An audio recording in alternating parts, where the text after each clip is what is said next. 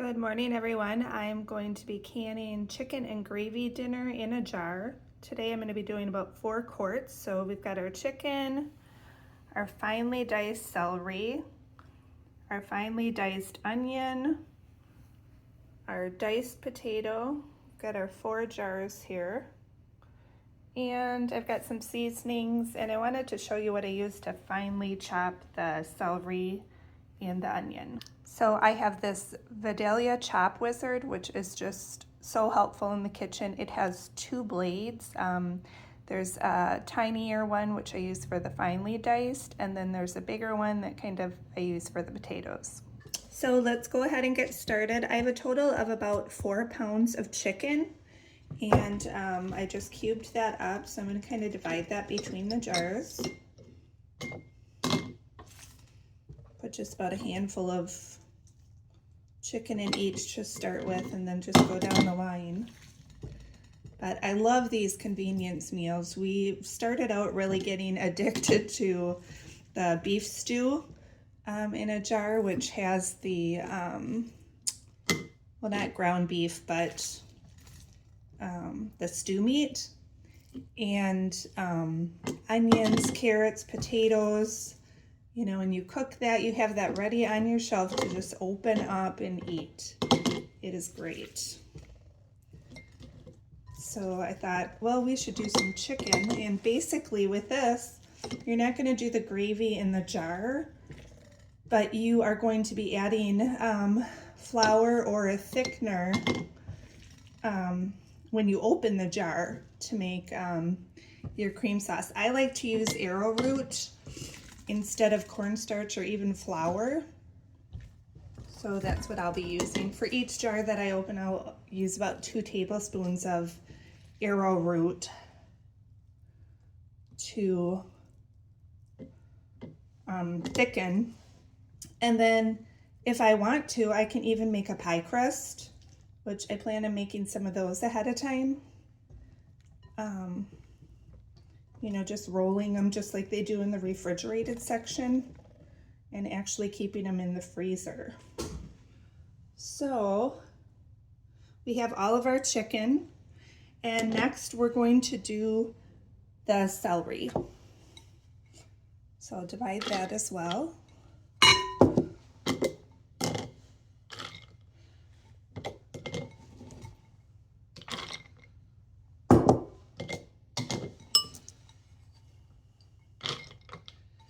And this was my project today. Roger is at a men's Bible study, and I thought, you know what, I just want to get this done. I want to give one to my mom, who's hopefully going to be having hip surgery soon, and then just to have in our pantry to just open up.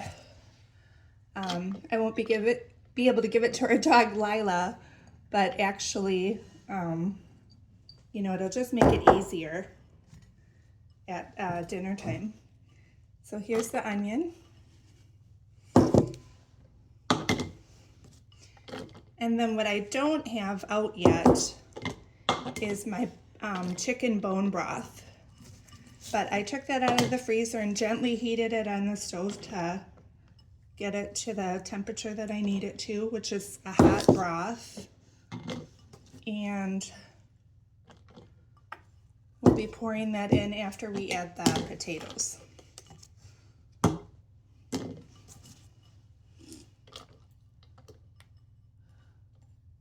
Okay, that's all of our onions.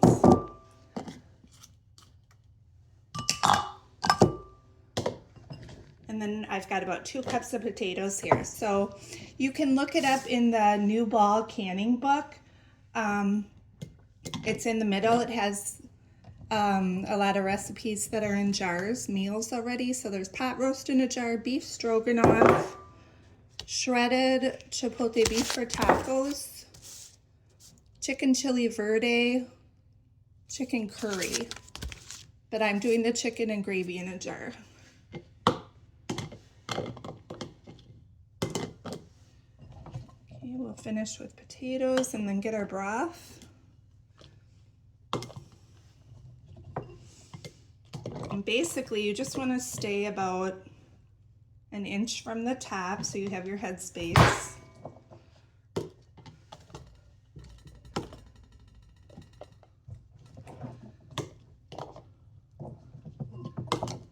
with every ingredient that's going in, I know what's in this jar. I know where it came from. And that just gives me more peace of mind. You know, of course, we pray over our food, right? But when you know where it comes from, that's a great thing too. So we'll be pushing that down. Let me just get the broth.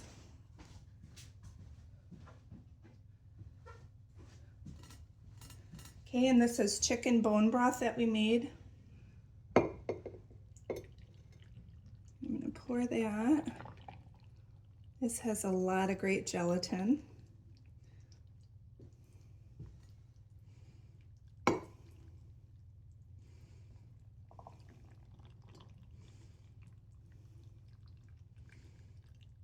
and I'm gonna get the other jar, one moment.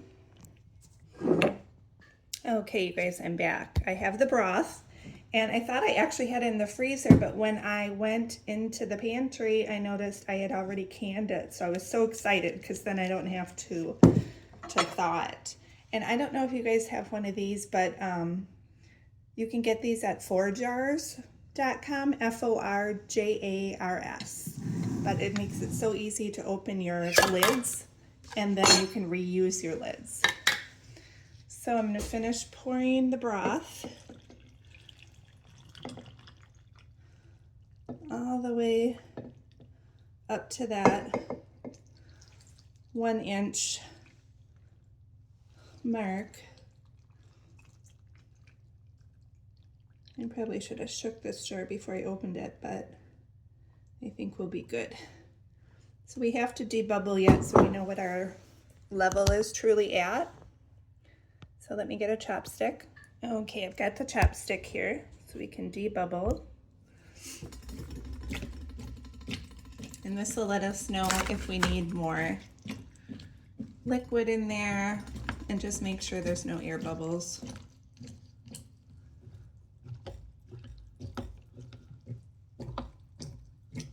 Okay.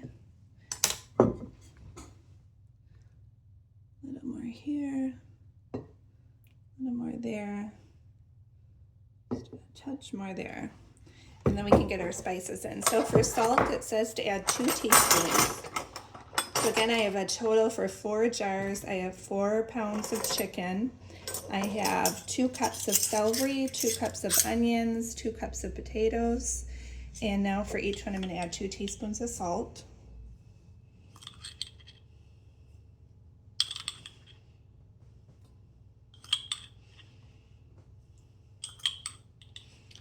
And this is Redmond's real salt.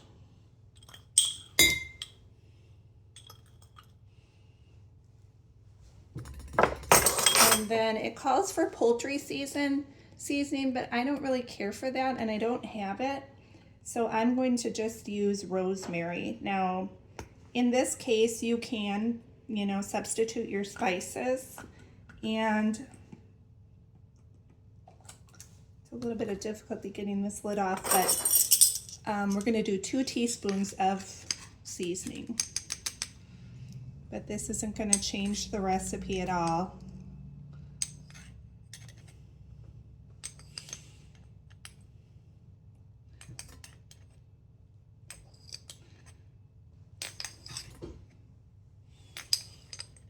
And then it says you can add 4 tablespoons of dry white wine, but I'm not adding that. It's optional. And I can see that this one's a little too high there, so I'm just going to take a little bit out and maybe just give it a little stir with a chopstick. It'll go down into there during cooking. But I'll be right back with my lids after this. And I do want to wipe the rims. And actually, instead of using my pressure canner on the stove top, I'm going to be using my new electric canner. So I'll show you guys that. Oh, okay, so I've got the Nesco electric canner that I just got. I'm gonna open that. I just plugged it in the bottom of the pot. You have a rack system. And I'm going to fill this with 8 cups of water. So I'll be right back.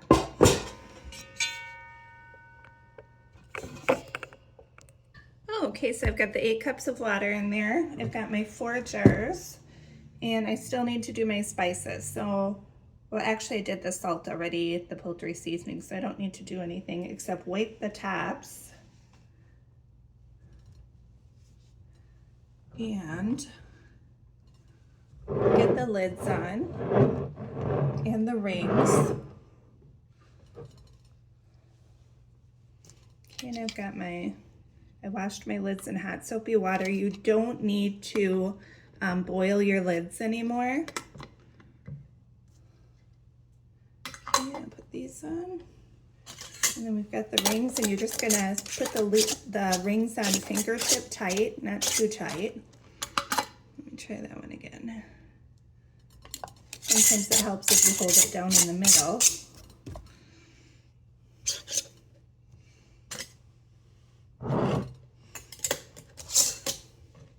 Okay, and then I'll just load these into the canner. I can fit 4 in here, or 5 pints. And then this will process for 90 minutes. I'm seeing a little bit of a bent ring right here, so I'm gonna get a different one. Be right back.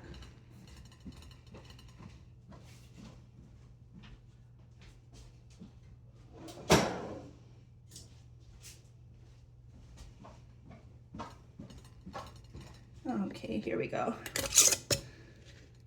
Make sure that's just fingertip tight.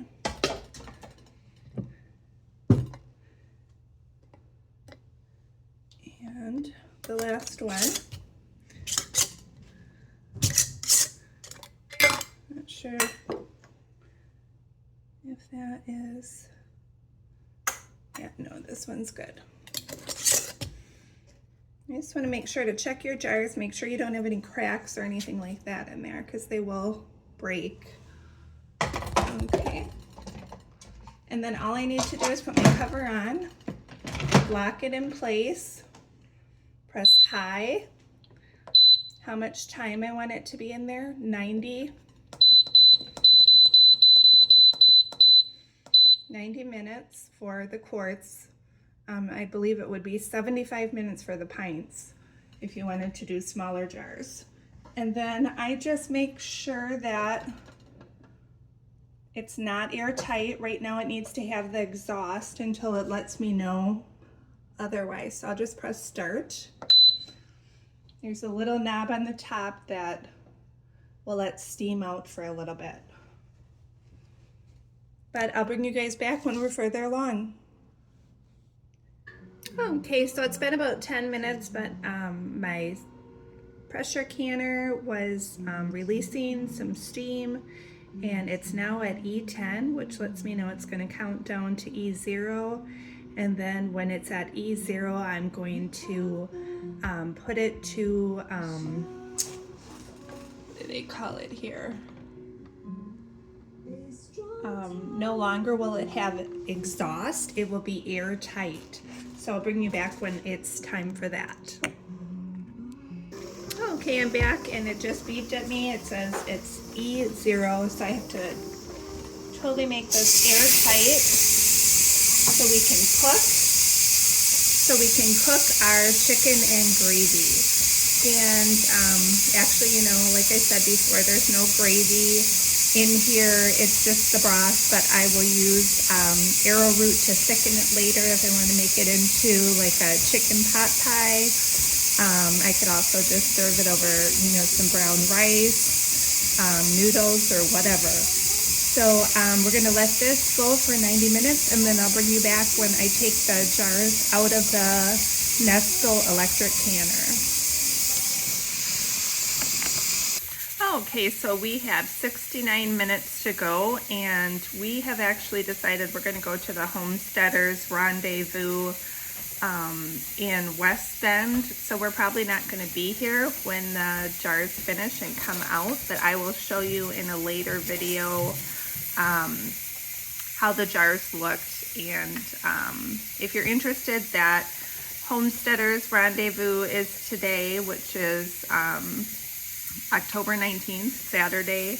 I believe it's from 10 to 3 in West Bend at New Life Church. And so we'll see what's going on there. And they're supposed to have a lot of workshops and then some vendors and things like that. So that's right in West Bend, Highway D, New Life Church. So, okay, take care. Talk to you later, friends. Bye-bye.